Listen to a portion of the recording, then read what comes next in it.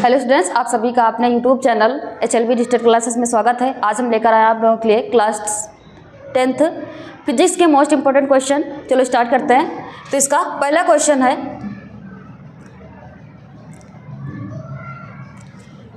पहला क्वेश्चन दिया गया है अवतल दर्पण द्वारा किसी वस्तु का सीधा बड़ा प्रतिबिंब बनाने के लिए उसे रखना होगा। तो देखो ये एक तो अवतल दर्पण और पूछ रहा है कि सीधा बड़ा प्रतिबिंब बनाने के लिए वस्तु को कहां पर रखना होगा।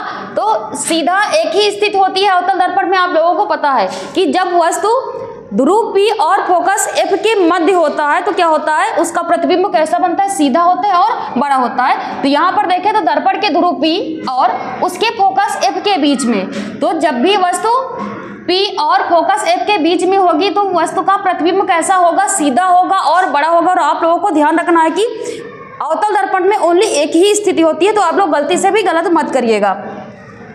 इसका अगला क्वेश्चन है, निकट दृष्टि दोष से पीड़ित एक व्यक्ति को यह दोष दूर करने के लिए किस लेंस या दर्पण का उपयोग करना होगा।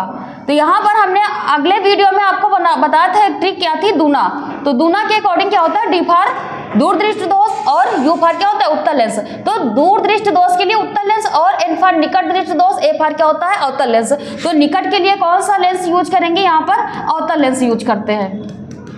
तो यहाँ पर जो दो का जो होगा वो आपका ऑप्शन नंबर बी क्या हो जाएगा, सही हो जाएगा। यानी निकट दृष्टि दोष के लिए हमेशा अवतल लेंस का प्रयोग करते हैं।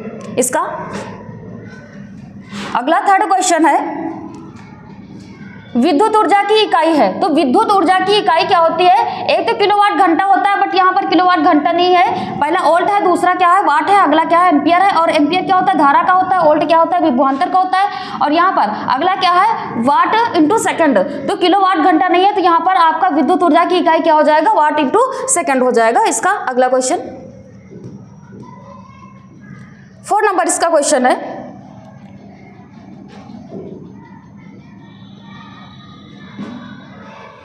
स्थिर चुंबकीय क्षेत्र में ध्रुवों के बीच किसी विद्युत धारावाही चालक पर लगने वाले बल की दिशा ज्ञात करने के लिए उपयुक्त नियम। तो आप लोगों ने पढ़ा है कि जब ध्रुवों के बीच किसी विद्युत धारावाही चालक पर लगने वाले बल की दिशा की बात की जाती है, तो बल की दिशा क्या होती है, फ्लेमिंग के बाएं हाथ के नियम के अनुसार ज्ञात की जाती है। तो यहाँ पर 4 का क्या हो जाएगा, ऑप्शन नंबर सी आपका क्या हो जाएगा, सही हो जाएगा। इसका अगला क्वेश्चन क्या है, 1 किलोवाट घंटा पूछ रहा है, 1 किलोवाट घंटा में जूल की संख्या होगी। तो यहाँ पर 1 किलोवाट घंटा में जूल की संख्या बताना है। तो जूल की संख्या क्या होती है, यहाँ पर 3.6 गुणे 10 की पावर कितना होता है, 6 जूल। लेकिन यहाँ पर ये ऑप्शन में नहीं है, तो इस यदि दशमलव को हम एक अंक पीछे खिसका देंगे तो कितना हो जाएगा, 36 गुणे 10 की पावर। यानी इसको एक अंक पीछे खिसका रहे तो एक पावर यहाँ से क्या हो जाएगा, कम हो जाएगा। तो यहाँ से आपका क्या बचेगा, 36 गुणे 10 की पावर 5 जूल। तो यहाँ पर देखें तो इसका पहला ही ऑप्शन क्या है, 5 नंबर का ए ऑप्शन में क्या दिया गया, 36 गुणे 10 की पावर 5 जूल। ये आपका क्या हो जाएगा, सही ऑप्शन हो जाएगा। इसका अगला क्वेश्चन है, एक इलेक्ट्रॉन वोल्ट तुल्य है। तो जो एक इलेक्ट्रॉन वोल्ट होता है, एक इलेक्ट्रॉन वोल्ट ये तुल्य किसके होता है, 1.6 गुणे 10 की पावर -19 जूल के तुल्य होता है। बट यहाँ पर देखो पहला क्या दिया गया, 1.5 गुणे 10 की पावर -19 जूल दिया गया। दूसरा क्या है, 3.2 गुणे 10 की पावर -24 जूल। अगला क्या है, 3.6 गुणे 10 की पावर 60 जूल। और इसका लास्ट क्या है, 1.6 गुणे 10 की पावर 19 जूल। लेकिन यहाँ पर क्या होता है, माइनस का होता है, तो ये आप लोगों को ध्यान रखना है। तो इसका क्या हो जाएगा, डी ऑप्शन आपका सही हो जाएगा। इसका अगला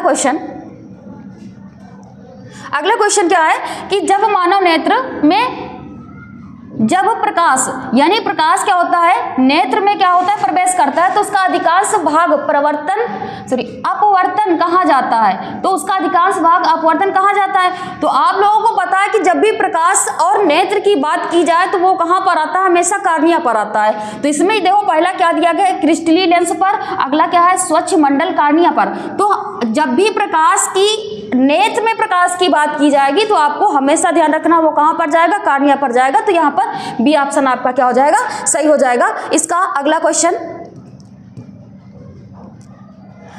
क्वेश्चन क्या है, ये आपका 8 नंबर होगा।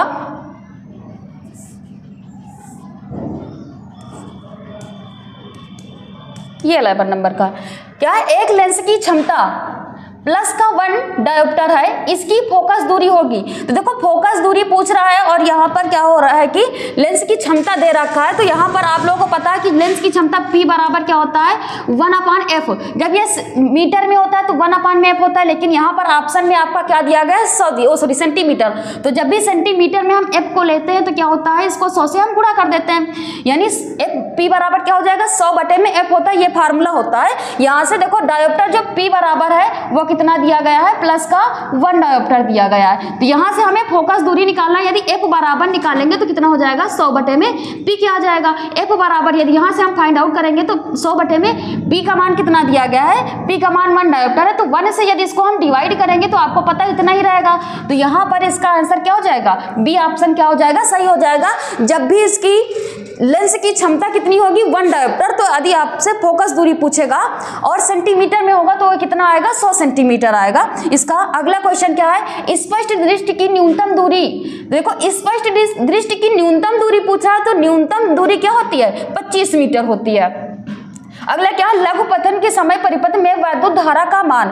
तो क्या होता है, लघु पतन के समय में परिपथ का वैद्युत धारा में मान क्या होता है, वो अनंत तक यानी वो क्या होता है बढ़ता है। तो यहाँ पर क्या होता है कि बहुत अधिक बढ़ जाता है। तो आपका 10 नंबर का ऑप्शन बी क्या हो जाएगा, सही हो जाएगा। इसका अगला क्वेश्चन देखते हैं। अगला क्वेश्चन क्या दिया गया, ओम के नियम के अनुसार विभवांतर व धारा के बीच ग्राफ होगा। तो देखो ओम के नियम का सत्यापन जब भी करते हैं तो आपको क्या होता है कि जब इसका विभवांतर में और ओल्ट में देखते हैं तो क्या होता है, एक सरल रेखा प्राप्त होती है। तो इस अकॉर्डिंग क्या हो जाएगा, आपका ओम के नियम का विभवांतर और धारा के बीच जो ग्राफ होगा वो क्या होगा, सरल रेखा होगा। इसलिए आपका क्या हो जाएगा 11 नंबर का ऑप्शन ए क्या हो जाएगा, सही हो जाएगा। आई होप आप लोगों को वीडियो अच्छी लगी होगी। आप लोग वीडियो को पूरा लास्ट तक जरूर देखिएगा। यदि अच्छी लगे तो लाइक और कमेंट जरूर करिएगा। धन्यवाद।